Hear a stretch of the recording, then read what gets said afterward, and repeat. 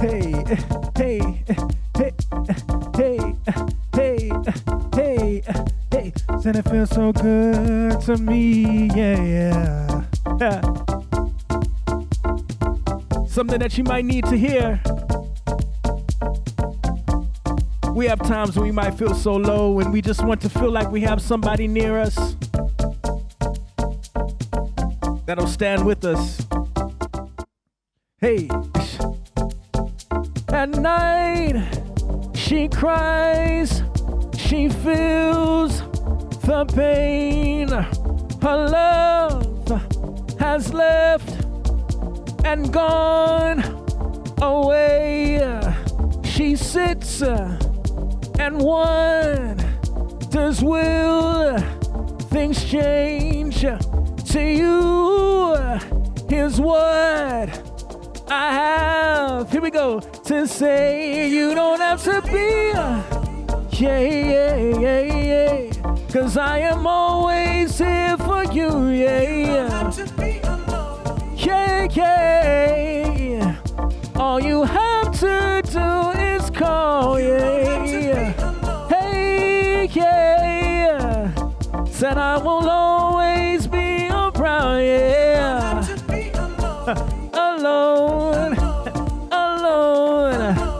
Alone, yeah. Girl, I will wipe your tears away. I'll share your hurt and I'll share your pain. When you call, I'll run, yeah, through snow and rain, down on my knees. Here's what I will say. You don't have to be, hey, yeah, 'cause I am always here for you. Say yeah. All you have to do is call. That's all you gotta do. Yeah, see, I will always be around, yeah. Hey, alone. You don't have to be, 'cause I am always here, yeah. Beep, you don't, yeah. You don't have to be, no. You don't have to be, no. You don't have to be, no.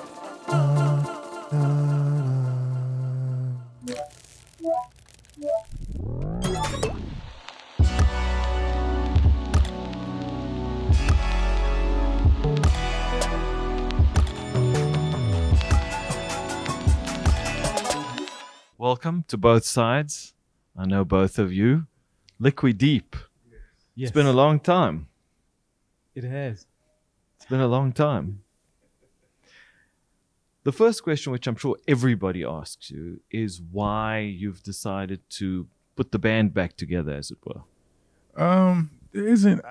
I wouldn't say there's like a definitive this was the moment where we decided, yeah, this is the time. We've been discussing the idea for maybe 3-4 years now, just how it would feel to maybe get back out there, get into the studio together, things of that nature.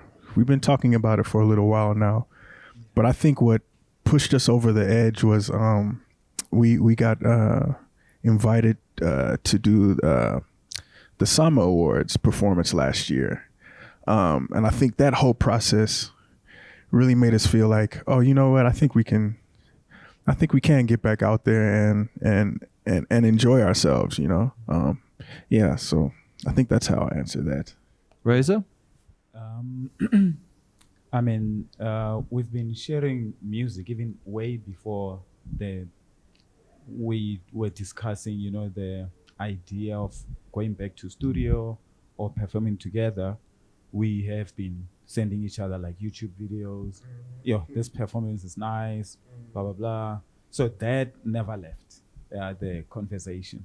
So we've been, talking about what we like, music, but being here with people like yourselves, it was not really the main stage of the discussions. It was until, as Zion says, last year, November, when we did the Summer Awards, and when this year, around August, we started shooting, media pics and stuff. He started creating, social media handles. I also created mine on Instagram and TikTok. Then we were like, okay, Then, someone decided to post an event we were doing in Bloom, and we woke up, we're like, guys, you need to answer what's happening. So things just kind of led themselves. Let's go back even further. Yeah. Let's go back to 2006 and, you guys getting together. What I'm most interested in is were you artists prior to that? Were you doing things individually? And then Zion, how did you then, meet and decide that you'd become a creative force together? Okay, so the first question, were we doing creative things before? So myself, I was already producing in the background for different artists, mostly on the jazz and gospel side. So I was like doing production and writing before I met Tabo Razor. But what brought us together was just I was interested. I didn't know much about. I knew I liked the house music songs I heard, but I didn't know the names of the artists. I didn't know the labels. He knew all of that stuff. He knew everything I wanted to know. He could tell me. So he kind of, I'd say, took me through the school of house music and got me exposed to how beautiful it is. And we started to just mess around with ideas and concepts in studio. But I was already writing, recording before we got together. We didn't know what would happen, though. We didn't know that it would turn into what it would turn into. We just both had similar interests, deep love for music. We were curious, very curious. And we also, funny enough, back then, compilations, people would mostly license tracks from overseas. The team that we worked with, and us included, we believed that there was enough talent that the music could be homegrown, so we always created with that thing in mind. Is we don't need to license. We can make beautiful stuff here, and let it represent us, So what did you teach him, and what did he teach you? Like our meeting ground was, I think, I had a J Dilla CD too. So when he visited, he saw it. Kids out there are not going to know from CDs, my friend. They'll be like, what? I mean, Vinyl CD, maybe, but the CD was CDs? sitting next to my vinyl collection. So You still got the vinyl collection, but the CDs disappeared, right? yeah, it was permanently borrowed. I forgot who took it. So at that time when we meet, I'd been DJing for a while, collecting records, and I was obsessed with the when you read behind the sleeve of the vinyl, who produced which studio, which year, blah blah blah. I was just a nerd, and when we met, like I would just recall stuff from the top of my head, and I took him around. We used to go to Alex Joe's Butcher. And when I DJ, I'll be like, bruh, you are DJing with me. And he learned on the road. And Jay is quite talented. It took me a while to learn how to beat mix and everything. He learned with me on the road, and I would be like, bruh, you're lying. You are learning, or you have done this before. But it wasn't. But you were, Zion, you were producing, you said, but were you doing vocals though? Yeah, I was. The whole thing. Even demoing tracks for people, I would do the vocals, vocal arrange. Yeah, I was doing the whole thing. But I wasn't. I had not released anything with my voice on it at that time. I wasn't confident enough before then, to do something like that. So, a lot of groups, I mean, the story that you're telling, I mean, could go back to the 60s. Keith Richards met Mick Jagger on a train, and Mick Jagger saw that Keith had a chess record from, the chess label. And he was also into blues. So two white kids in the UK in 1960, whatever, they're going to strike up a relationship because, how many people are into, the chess label? Very few. And how many people have the physical record? So it's a story I'm sure that has happened many times before, but it doesn't end in the Rolling Stones or in Liquideep every time, right? So how did you then, you started to forge this relationship, but at what stage did you decide, all right, we're gonna now do something together, we're gonna pursue it professionally? So when we meet, something was happening in the background. I have a friend, DJ Tulani.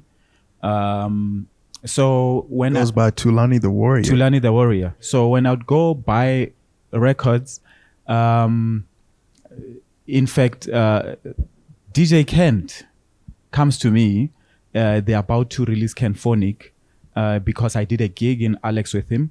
He gives me a call, Bri, can you produce? We are about to release something homegrown. I said, yeah, I could not. So I went, what I used to do also was to, install software for producers, Nomarema and Alex and Tulani and other DJs. So I kind of knew what software I needed to get and play around with. So I started. Tell us about, again, tell the young people about some of the software back in the day, because now it's just UA everywhere, right? So back then it was Cubase that was used a lot. Logic. There was Reason, Logic. So those who used Logic had to have a Mac. So most times, yeah. The Mac was huge, right? Mac was not readily available. As tall as the chair. I swear. So yeah, so I'm busy messing around. Then I meet Zion when I used to visit with my wife back then at church. So when Zion visited me, I knew that, okay, he plays keys at church. So, and Tulani tells me like, bro, you're doing beats, but we need a bit of, we need something. So when he came, I'm like, bro, here's a song, please put something. He put keys. We didn't take that whole process seriously, honestly. I was just trying to do something for the compilation for Kent. That time came and the compilation went out. I was not ready. I felt the music was not there. And we never stopped. We continued doing just music. He would bring something he's done. We'll play in our cars. No objective to go mainstream, nothing. So the songs just piles up. Tulani comes, what do you have? This is what I have. He takes, plays. Then the next thing we hear one of the songs on Metro. That's where things started. We were like, okay, it's on Metro. What does this mean? Then Tulani says, you'll see. Then it's quite amazing the ecosystem of how something physical can make the rounds. I mean, now it's making the rounds on TikTok, right? Mm-hmm. It's on Reels. That's where it's making the rounds. But here was something physical. You gave it to someone. They obviously played it. Then someone heard it. Then someone said, can I get a copy? Then somehow some DJ got involved or some music compiler got involved. And that physical, whatever it was, got around and ended up on the radio. yes. I feel like we were maybe the last class, like just before everything turned, where we got to experience how it was back then, I think it was really, truly grassroots how the music got passed around. Because again, someone could have lost the thing along the way, right? Look, Yeah. we or their car could have gotten broken into, then we wouldn't be telling the story. We were DJs at the time. It wasn't the way we present the music now. Liquideep back in the day were 2 DJs, and we never played Fairy Tale. We didn't like it. We were deep house DJs. We didn't think it would work in our set. It was our team who kept telling us, play it. You know? I was going to ask that question because Fairy Tale, and I say this respectfully, right? One can sing it, right? So it's certainly not the type of deep house that was out at the time. I mean, you could literally, you know, it sounds like a radio hit. So how did you get there? Who between the two of you were recording all this music? Who then said, you know, we're gonna do something that's a bit more radio friendly? So I was always just I was constantly recording at the studio at the time. Fairy Tale literally came maybe at midnight. I got it. I went there. I recorded it. Maybe took me 2 hours to lay everything down. I was literally just writing something to someone, and it was never. I never really planned to share it with Razor because I knew it wasn't. It wasn't a deep house. It was not a deep house track. But the more I listened to it, the more I liked it. The more I thought maybe it could go somewhere. The funny thing, as Randall says, is a radio-friendly song, but I still have. I won't say names. I still have emails of radio stations who said, "It's not. It's not gonna. We won't mention names. I won't. I can't. So." It was actually. I was out of the radio business by that time. I just want you to know. So we were told that it doesn't fit, you know, the radio platform. And to us, we're like, okay, it's fine. I mean, we're not. I mean, for deep house cats, radio is like you kind of selling out, you know. So it's that. But now, things have changed. But back then, the DJ in question, it was actually Fistas who started playing it on his mixes. So he started playing it, and Tulani tells us, like, dude, your song, people are asking for the song now on radio. So that's how it kind of makes it on radio from that mix. So Tulani went to kind of knock, but we were told that maybe the sound won't work. But having said that, Oskido also had, you know, lots of tracks that were on his comps and were a lot heavier, for want of a better term. And then he would produce, you know, very radio-friendly hits for other artists as well. Yeah. So, I think in hindsight, other people, when they look, you can't really tell. There's no cookie cutter, especially for new music that doesn't fall in. When people say Liquideep, that we do deep house, it's difficult to say yes, because we know it's not deep house. It's a mixture of influences that we have from various subgenres of house and, you know, R&B. It's just a mix of everything. Hip hop. Really. So to classify it, yes, we sit under at Musica. We used to be under the house music city. But you've always said that genres are not really how you think about music, because that's just going to box you in, and then you're going to say, no, we do deep house, we don't do that. We had to learn quickly that when the music leaves, when it leaves you, it's up to the listener what they do with it, no matter what genre it is. You know, once it leaves, the listener is going to attach whatever memory that they're going to want to attach to it, whatever moment that they want to attach to it. It doesn't matter what genre it is. Our job is just to capture something good that we feel is good and authentic, and then put it out into the world. And I don't care what it's called, just as long as the vibe is nice, you know. there's no one in the world who only listens to one thing. I don't know. I could be wrong. I don't know. There's so much out there. There's so many colors. Why only? But anyway, yeah, I could go on and on about genre. So then you make Fabrics of the Heart. It goes on to be very successful, SAMA Awards, all that sort of thing. Did you go and conceive it, or did you already have enough music just to put out a full album? It was a mixture. We had a couple of songs that remained after the first compilation went out, Oscillations. Then, when we did Fabrics of the Heart, I kind of took a lot of days. I was still working.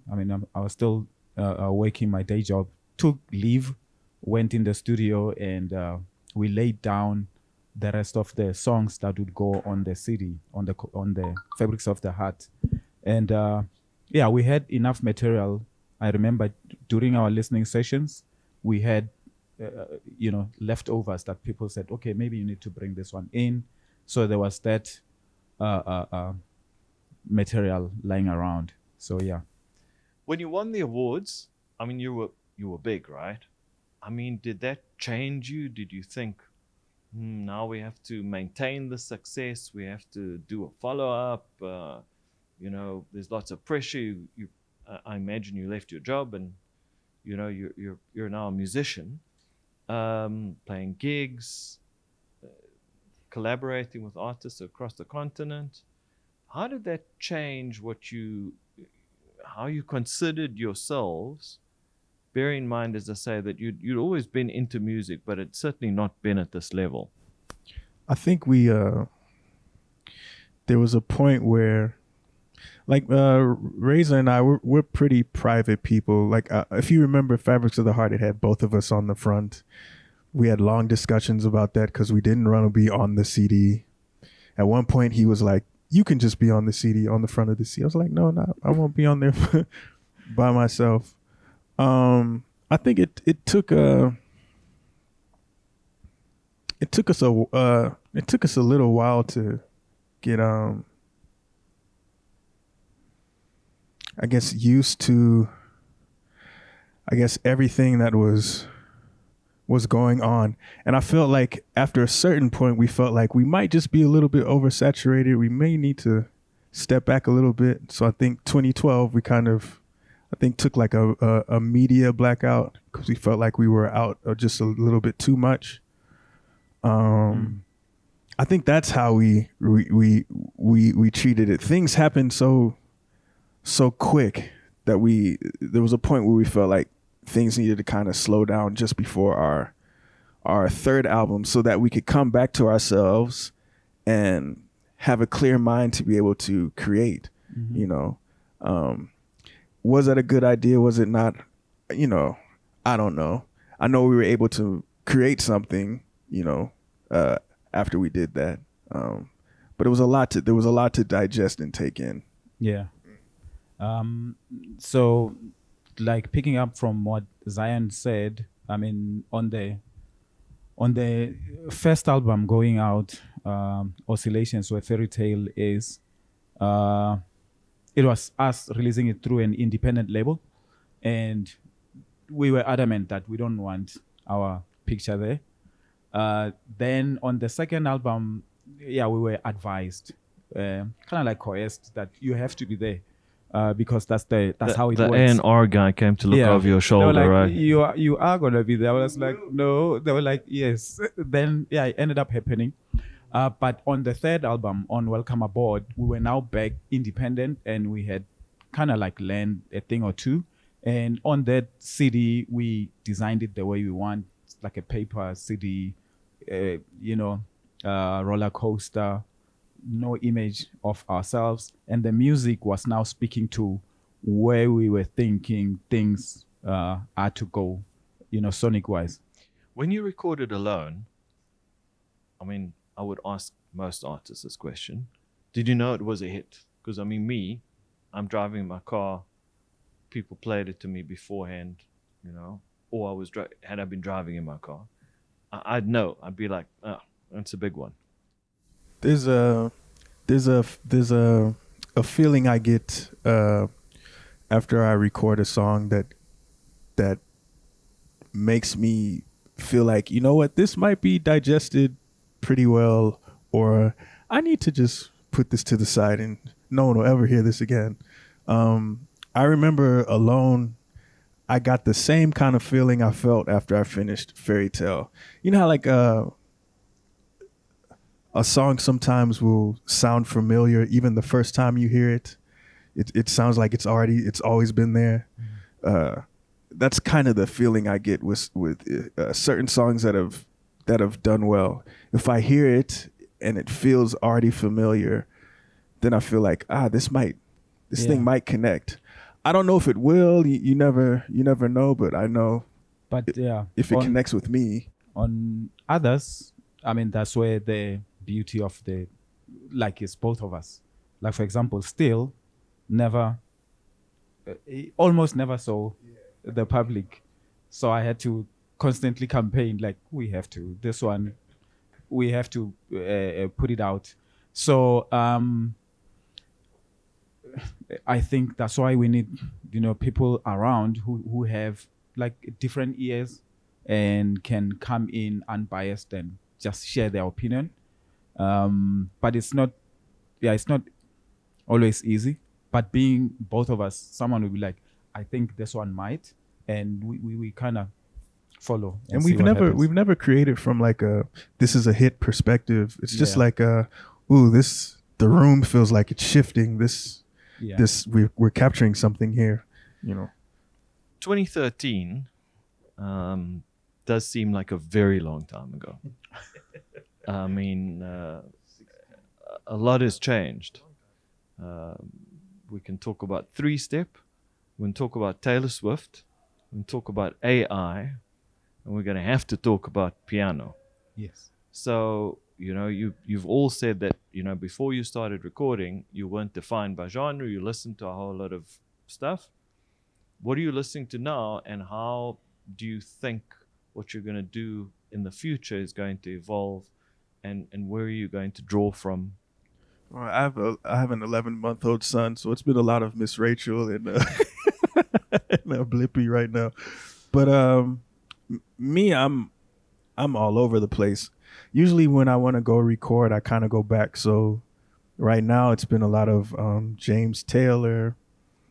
I've been going back to I always go back to Sign of the Times, Prince, Songs in the Key of Life. I've been going What's your there. favorite song on the Prince record? Ooh. Gonna Be a Beautiful Night? It might be.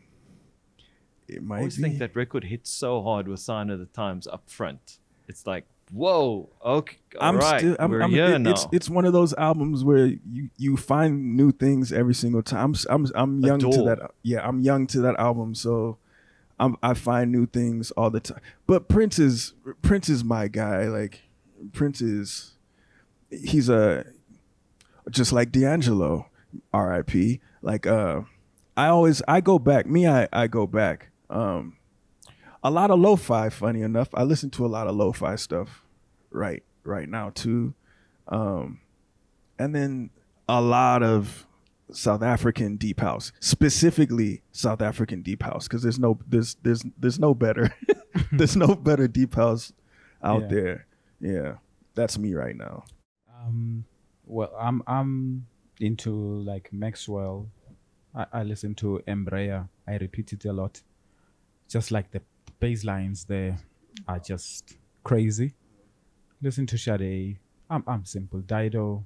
Stuart Matthewman playing sax, and yes. Who's playing bass? Well, she's got her own bass player, right? Yes. But Pina Palladino's on a lot of those D'Angelo records. What a classic, iconic guy, man. And he's got that beautiful warm tone too. Yeah.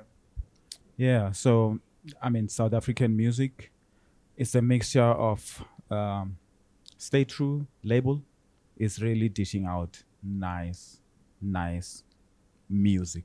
Like deep house music is quality. On another level. So are you you're still going to produce, sing everything? Are you thinking of bringing in other collaborators as you go forward, younger people? I mean, we are not closed to the idea. At the moment, we just wanted to, vibe together, go back and just, see what happens in the studio. But we are open to collaborate. We are open to, see where. I mean, we've been collaborating. Our last album, we went. There was a lot of people. There was Ice Prince, Gregor Salto, Melissa from Durban. We had Larry Head. We had Kulichana. So we were already, going that direction. So we're going to continue the same thing. Fantastic. I think I'm certainly looking forward to it. I'm sure there are lots of other people that are looking forward to it. But mainly, I think the thing is that you still look like you're having lots of fun. And I think that's the most important part.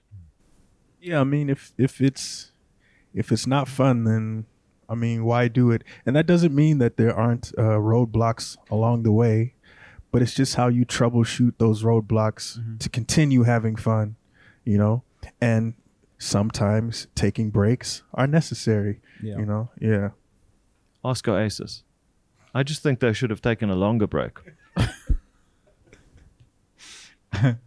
Yeah, so picking up on the fun part, I mean, at the moment, things that we are sharing together, in music, there's always space to learn.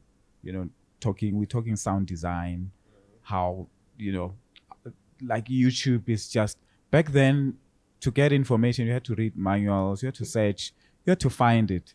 But now people spend time. I've been watching videos on doing butt joints with wood. You see? You find anything. You find anything on YouTube. Anything you want. So it's quite nice, and the sharing of information, the comments, what people are commenting on like I'm checking out sign designers, just to see what people are busy with. So it's a beautiful time to actually experiment and share our own flavor in the whole direction that the music is going. Yes, you said I do listen to piano, as you did mention it. I love most of the songs that I hear. I do buy some of it, and it's not only that, like deep house, soulful. It's just, and what I struggled with when I started going deep, listening to piano, I couldn't, because I'm coming from like a technical where you have shelves of genres. Piano is quite complex and there's sub-genres. So people just say, okay, it's piano because of the BPM. I'm like, what do you mean? Can you explain? Is everything at 115 piano? So it's quite a beautiful. As you say, things mushroom, right? Yeah. I mean, there's like constant evolution. Yes. Yeah. Constant. So it's quite a nice, complicated space out there. Well, thanks so much for joining me on both sides.